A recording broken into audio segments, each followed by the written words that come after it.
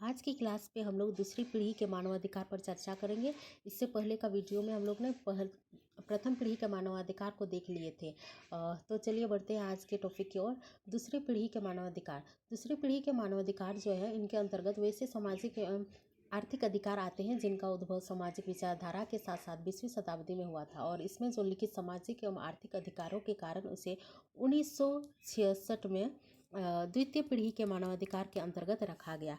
अब मानवाधिकारों की विश्वव्यापी उद्घोषणा के उपरांत 1966 में आर्थिक, सामाजिक एवं सांस्कृतिक प्रतियोगिता जो है उद्घोषित की जाती है, और इसी में मानवाधिकार की सार्वभौम घोषणा और ICCPR के साथ साथ ICER भी अंतर्राष्ट्रीय मानवाधिकार प्रणाली में शामिल है। इनका पालन सभी हस्ताक्षर करने वाले देशों को करना पड़ता है, और ICESR यानी कि 1966 में पारित किया गया था, परंतु अपेक्षित 35 देशों के अनुसमर्थन के बाद इसे 1976 में लागू किया गया। बाद में इसे अन्य कई और देशों की भी स्वीकृति भी मिली है। हालांकि दक्षिण एशिया में पाकिस्तान, भूटान और मालदीव ने इन पर हस्ताक्षर नहीं किए हैं। ICSR में निम्नलिखित सामाजिक एवं आर्थिक सांस्कृतिक अधिकारों के बुनियादी मापदंड निर्धारित किए गए हैं। इनकी प्राप्ति को सुनिश्चित करना राज्यों का कर्तव्य है, और उनकी ये जिम्मेदारी भी है कि वे आर्थिक, सामाजिक और सांस्कृतिक अधिकार समिति यानी कि CESCR की आवधिक रिपोर्ट प्रस्तुत करें, क्योंकि यह समिति समझौते पर हस्ताक्षर करने वाले देशों में इन अधिकारों के कार्यान्वयन के संबंध में हुई प्रगति पर नज़र रखती है। और इन प्रस्ताविताओं मतलब जितने भी लिखे गए हैं उनके अंतर्गत 28 धाराओं के अधिकार लिखे गए हैं। तो उनमें पहले देख लेते हैं। पहले अधिकार जो है, पहला धारा यानी कि काम का अधिकार, जो अनुच्छेद 6 में है, उनके अंतर्गत ये कहा गया है कि प्रत्येक व्यक्ति को इच्छा अनुसार चयनित या स्वीकृति काम के माध्यम से जीविका कमाने का अधिकार है, और साथ ही साथ राज्य का भी यह कर्तव्य बनता है कि वह क्या करे, तकनीकी एवं व्यावसायिक मार्गदर्शन और प्रशिक्षण कार्यक्रम तथा नीतियाँ उपलब्ध कराने के लिए कदम उठाए, ताकि जो आर्थिक, सामाजिक और सांस्कृतिक विकास पूर्ण रूप से हो सके। और राज्य का भी यह दायित्व बनता है कि हर एक को पूर्ण एवं उत्पादनकारी रोजगार उपलब्ध कराते समय उसकी मौलिक राजनीतिक एवं आर्थिक स्वतंत्रताओं का संरक्षण करे। काम से जुड़े अधिकार में काम से जुड़े अधिकार जो है अनुच्छेद 7 में दिया गया है। इसमें ये कहा गया है कि प्रत्येक व्यक्ति को अधिकार है कि उसे काम करने का उचित एवं अनुकूल माहौल मिले, जिसमें निम्नलिखित शामिल है। जैसे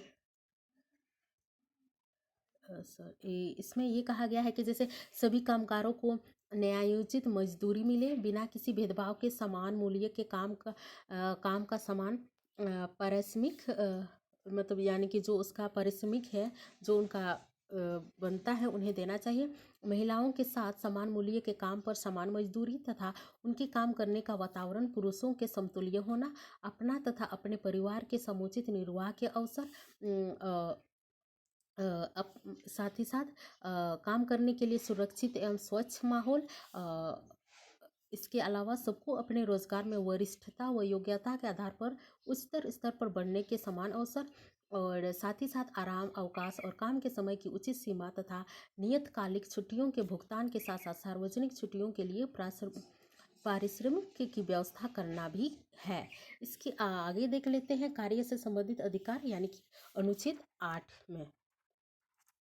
अनुच्छेद 8 जो है उसमें ये कहा गया है, उसमें संघ बनाने का अधिकार दिया गया है। इसमें क्या है कि प्रत्येक व्यक्ति को स्वेच्छा से मजदूर संघ बनाने या उसमें शामिल होने का अधिकार है। साथ ही साथ समाजी देशों में देश के कानूनों के तहत हड़ताल करने का भी अधिकार है, और मजदूर संघों को राष्ट्रीय महासंघ बनाने और उन्हें स्वेच्छा से चलाने का अधिकार है, बशर्ते कि वो क्या करें, कानून द्वारा उल्लिखित सीमाओं में काम करें, जो लोकतांत्रिक समाज में लोक व्यवस्था और राष्ट्रीय सुरक्षा के हित में आवश्यक है, या दूसरों के अधिकार व स्वतंत्रता की सुरक्षा के लिए अनिवार्य है। राष्ट्रीय महासंघ को अंतर्राष्ट्रीय श्रमिक संगठनों से जोड़ने का अधिकार होगा। इसमें ये भी कहा गया आगे अनुच्छेद 9 में कहा है कि सामाजिक सुरक्षा का अधिकार दिया जाएगा। सामाजिक सुरक्षा के अधिकार अनुच्छेद 9 में है। इसमें कहा गया है कि प्रत्येक व्यक्ति को सामाजिक सुरक्षा का अधिकार है। और अनुच्छेद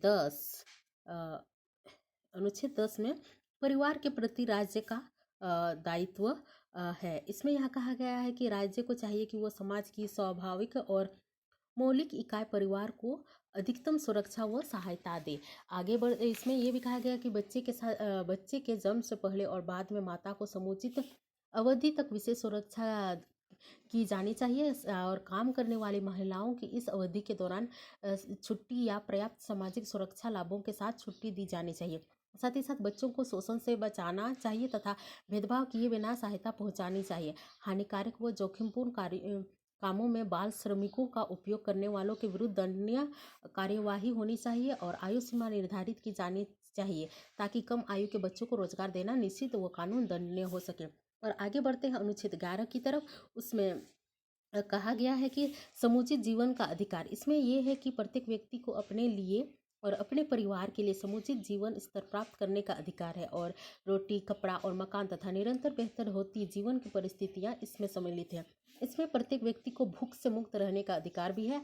और राज्य का भी कर्तव्य यह बनता है कि वह क्या करे, वह स्वयं तथा अंतर्राष्ट्रीय सहायता द्वारा लोगों को पौष्टिकता के संबंध में जानकारी प्राप्त कराए और आहार के उत्पादन, संरक्षण एवं वितरण के तरीकों में सुधार लाए। यह लक्ष्य प्राप्त करने के लिए राज्य का दायित्व बनता है कि वह क्या करे, कृषि व्यवस्था में सुधार करे ताकि प्राकृतिक संसाधनों का सबसे बेहतर उपयोग किया जा सके। साथ ही साथ आगे बढ़ते हैं। उसमें अनुच्छेद 12 उसमें कहा गया है कि स्वास्थ्य का अधिकार। अनुच्छेद 12 इसमें यह है कि प्रत्येक व्यक्ति को शारीरिक व मानसिक स्वच्छता के उच्चतम प्राय स्तर पर हासिल करने का अधिकार है। और राज्य का भी यह कर्तव्य है कि वो क्या करे, वो मातृ प्रसव या नवजात शिशु की मृत्यु दर को कम करने हेतु कदम उठाए तथा बच्चे के स्वास्थ्य के विकास को सुनिश्चित करे। और राज्य का यह भी कर्तव्य भी होगा कि वो क्या करे, पर्यावरण और औद्योगिक स्वच्छता के सभी पहलुओं में सुधार करे। महामारी या विशेष क्षेत्रीय बीमारी, व्यावसायिक व अन्य बीमारियों से बचाव, उनकी रोकथाम व उपचार को सुनिश्चित करने तथा परिस्थितियां पैदा करने के लिए कदम उठाए, जिससे क्या होगा कि प्रत्येक रोगी व्यक्ति को उचित चिकित्सा व देखभाल मिलेगी। और आगे बढ़ते हैं। शिक्षा का अधिकार यानी कि अनुच्छेद 13 और 14। इसमें यह कहा गया है कि प्रत्येक व्यक्ति को शिक्षा पाने का अधिकार है। प्राथमिक शिक्षा सभी के लिए अनिवार्य व निःशुल्क होगी।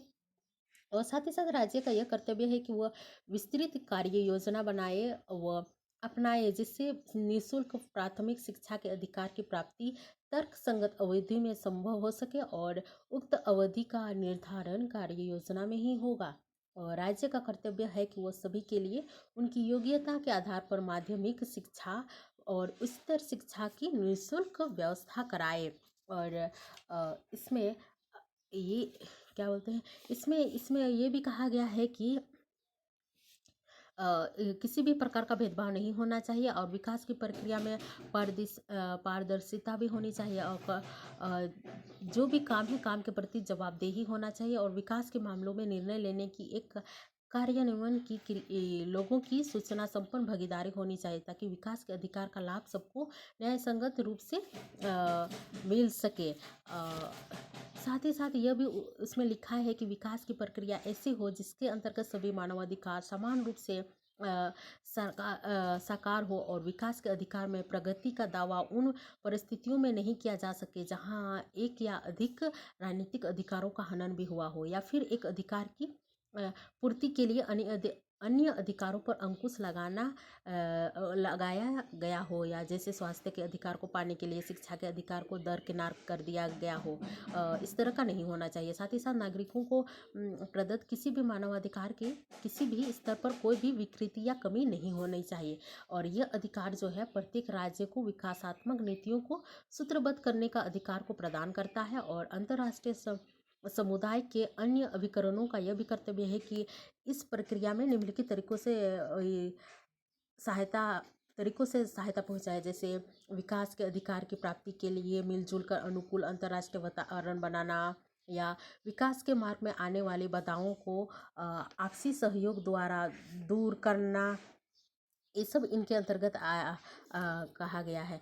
और साथ ही साथ राज्य का यह भी कर्तव्य है कि हर शैक्षणिक स्तर पर विद्यालयों का विकास सुनिश्चित करे, शिक्षा वृत्ति की पर्याप्त व्यवस्था बनाए और शिक्षकों के रहन सहन संबंधी मामलों में निरंतर सुधार लाए।